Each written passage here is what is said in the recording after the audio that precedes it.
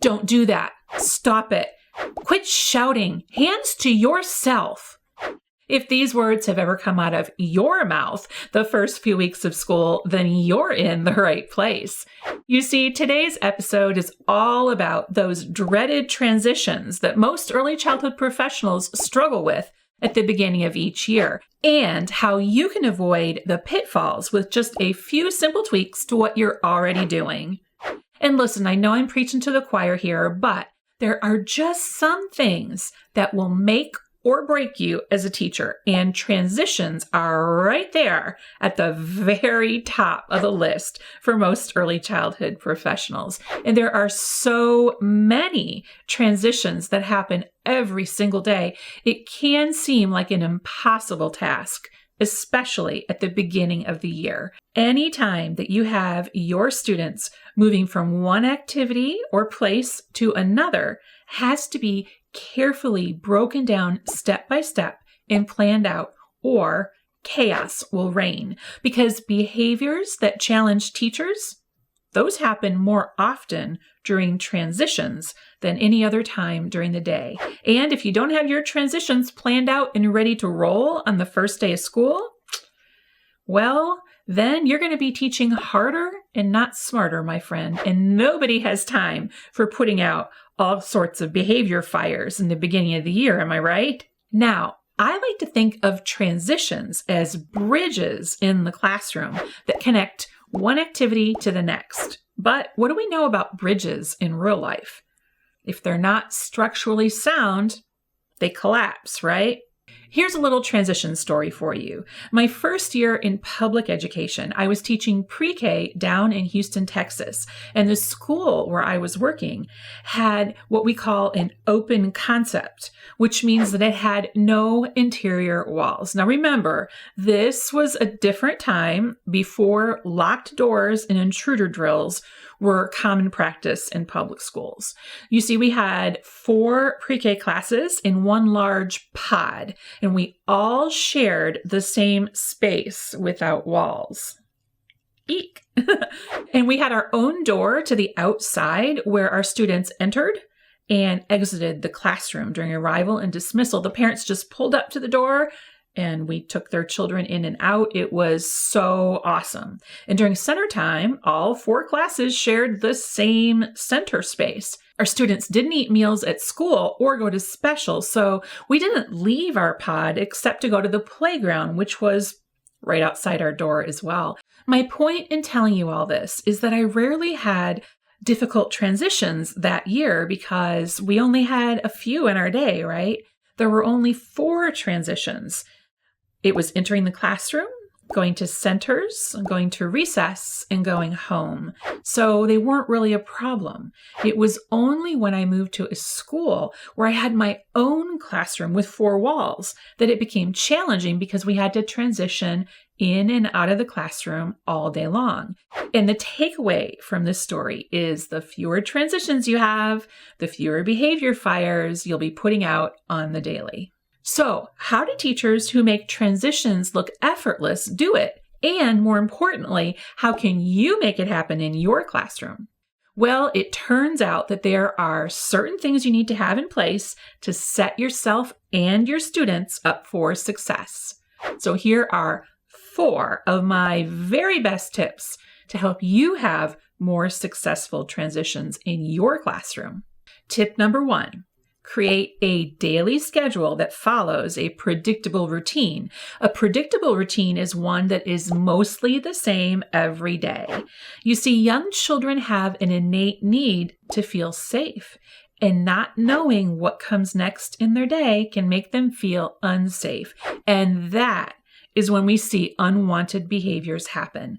So having a predictable routine each day can help your transitions flow smoothly and reduce those unwanted behaviors. For example, if you have things that change often, like Mondays you go to the library at 1 p.m., and Tuesdays you go to art class at 9 a.m., and then every other Wednesday you have some kind of special activity that you have to leave the classroom for, that is an inconsistent routine with too many changes to the daily schedule, which can easily overwhelm young children, especially in the beginning of the year. Now, if you need help doing that, creating a predictable routine, if you're watching along, look below this video in the video description box. You might have to click on more to expand that box, and you will see a link to my free daily schedule. It's like a template, and there's an example there of both a full and a half day that you can download and customize to meet your own needs. And there's also in the shop at Pre-K Pages, the visual picture schedule cards that you can use to create a visual daily schedule for your students. If you're listening along, go to prekpages.com and type printable daily schedule into the search box, and you'll get that freebie. And you can also type in printable schedule in the search box, and you will find those visual schedules that I just told you about. Tip number 2, reduce the number of transitions in your day. Young children can only handle so many transitions in the classroom. If you have too many, they're going to become overwhelmed by the constant change. And the way they show that overwhelm, you guessed it, it's by acting out. Now, the general rule of thumb when it comes to transitions is no more than 5 per day. But I feel that if you work in a full day program, then you may need to have a few more than that. So count the number of transitions that you currently have and try to reduce that number, right? You might have to think outside the box here. So one example is if, let's say you have snack listed separately, right? With a whole group bathroom break for washing hands before and after. So that's 3 transitions right there. So what you might do instead is try to offer snack as a choice during center time, if your program allows it. So, for example, if you have an assistant, you can position them near the snack table where they can be reminding students to wash their hands before and after. Set your kids up for success for independent snack by providing them with pictures that you take of the snack sequence, like first get a napkin, then put the napkin on the table, then use a scoop to get your, let's say, animal crackers and put them onto the napkin. Whatever your sequence is, just take some pictures of that and put those in the snack area so that they can see them. Tip number 3, keep your transitions short. If your transitions drag on for too long, you will lose them. I guarantee it. Remember, young children have short little attention spans, and they are not great at waiting for anything. So be sure your transitions can get kids moving from one place to the next quickly. For example, let's say you have a little bit of wait time during your transition. Be sure that you have something for your students to do to occupy or engage them while they're waiting. This is where your finger plays and songs come in very handy because they are very quick and easy engagement tools. Now, if you're new to the world of early childhood and you're not familiar with finger plays, you can find many of them by searching Google for finger plays. We have a blog post at Pre-K Pages all about finger plays. And then we also have in the shop the finger plays from A to Z that I co-wrote with Dr. Jean. So you can check that out if you need help with either of those, and we'll put links to those if you're watching along in the video description below. You might have to expand it. And if you're listening along, go to Pre-K Pages and type in finger plays. But then there's also the opposite. If your transitions are too quick and you have everybody transitioning at the same time in the same way, you're done for. Like telling the entire class to line up at the same time, that is the perfect recipe for disaster. There's going to be a stampede. Someone is sure to get pushed or worse in the melee. Remember, the longer your transitions, the worse the behavior problems can become. And the more time you spend on transitions, the less time there is for playing or learning. Tip number 4. Be sure to set the expectations for transitions very clearly with young children so you can be sure that they understand. So that means that you're going to be using picture cues, right? And visual supports, whatever you prefer to call them. You're going to be very specific and explain exactly where students should go during transitions. For example, if they're cleaning up, where are they going to go when they're done cleaning up? Are they going to go to the carpet or are they going to go somewhere else? Be very specific about where they should go and how they should go there, right? Don't take it for granted that they know they should walk there, because they could run, they could scream, they could slide into first base. You're going to want to talk about the voice level they're going to have, all of those things. And they also need to know, what do they do when they get there? Because you and I would probably sit down on the carpet, but for a young child, that might look like running around on the carpet, getting into rough and tumble play with the other kids. It could be any number of things. So if you want them to walk to the carpet and sit down, you're going to need to set that expectation. Then you'll also need to model and role play a lot, especially in the beginning of the year, right? So you're going to need to have some visuals as well as taking the time to actually stop and break down the transition process into all those 3 parts, right? That's a lot. It is a lot, but it's going to pay off big time in the long run with your transitions. This is the key to getting those transitions running smoothly in your classroom. Another thing you can do is to place those picture supports, those visual routines with picture supports. We talked about those last week in episode 62. So if you haven't watched that one and grabbed the free procedures and routines checklist, you can go back and do that now. But most importantly, you're going to provide those visual supports or visual routines to set your kids up for success and yourself as well. And you can even use individual supports for students who need a little extra help, like an individualized reminder before you're going to transition, like showing 5 fingers on a card to show that you have 5 minutes, or a visual schedule, an individual one for that child. And be mindful not to give too many directions at once. We talked about this last week in episode 62 as well. We learned about how children develop these sequencing skills, the ability to follow 2-step, 3-step, and 4-step directions. It's a developmental skill. So knowing that developmental sequence is going to be super important for your transitions.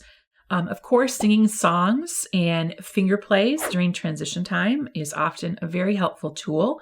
One of the ones I like to do when it's time for transitioning with our picture schedule, and I've talked about this many times before, either here in the podcast or in Teaching Trailblazers, our mentorship group. I have the visual picture schedule on the wall in a little schedule pocket chart, and each time we transition from one activity to the next, I have a little clothespin that I move down and we sing this song from Dr. Jean. Na na na na, na na na na, hey hey hey. Insert name of time. So if it's center time and you're transitioning to lunch, then it would be lunchtime. So lining up is perhaps one of my favorite transitions because you can do it in a lot of fun and playful ways. And I like to use little sing-song chants like, if you're wearing red, line up. If you're wearing red, line up. And so forth. And you can pick anything. It could be any color. It could be stripes. It could be shoes with laces, shoes with Velcro, flip-flops, whatever it is, something. And they have to pay attention and look. And they love to look for their friends to see who should be lining up. And that way you're gradually releasing them. But you have to choose something common enough that you get a small group of kids lining up each time. So it doesn't take too long. One of my favorites is if your name rhymes with line up. So it might be, if your name rhymes with Wandon, line up. If your name rhymes with Wandon, line up. And that would be Brandon, of course. And so you can just make all kinds of silly things up and have them lining up, in groups or individually, however you prefer. But it's a fun way to go.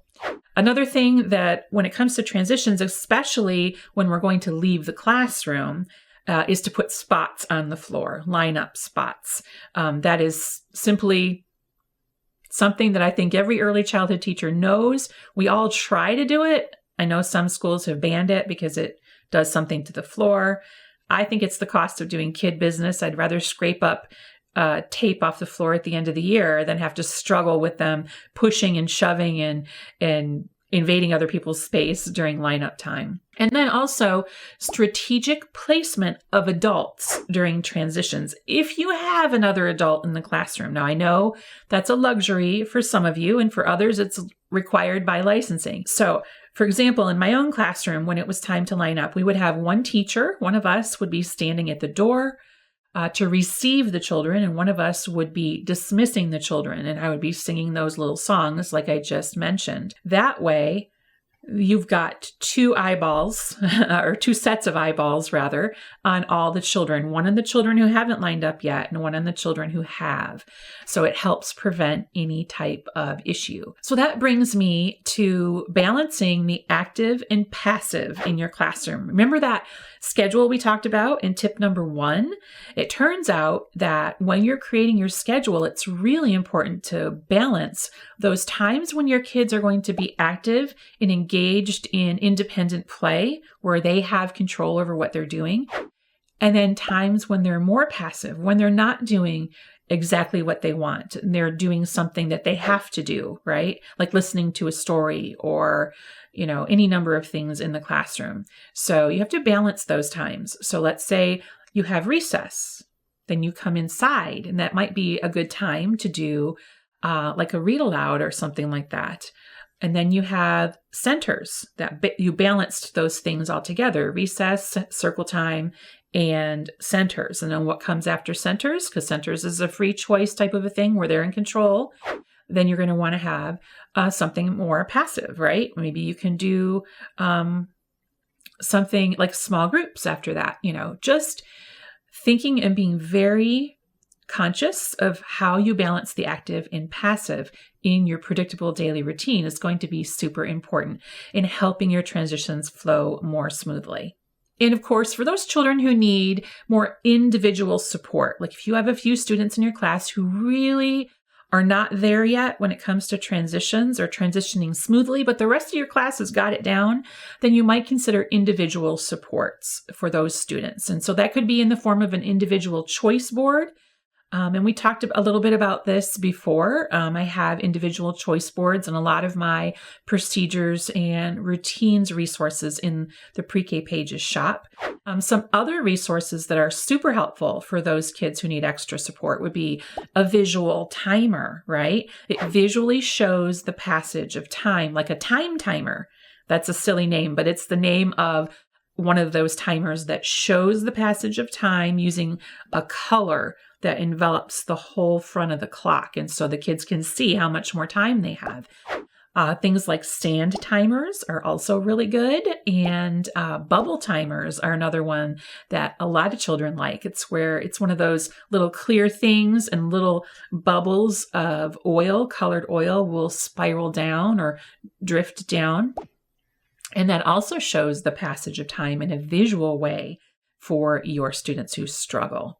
And of course, you're going to want to revisit those transition procedures whenever necessary, right? So if you have a day where everyone's running for the carpet after cleanup time, then that's going to be a time you're going to want to revisit, because with young children, their learning is very fluid, right? And sometimes they forget, or sometimes they've been on vacation for a week. You just came back from a long break. Things like that. They're going to need reminders. So there's never enough reminders that you can give them, right? So I hope this episode of Elevating Early Childhood helps you tackle transitions head on in your classroom.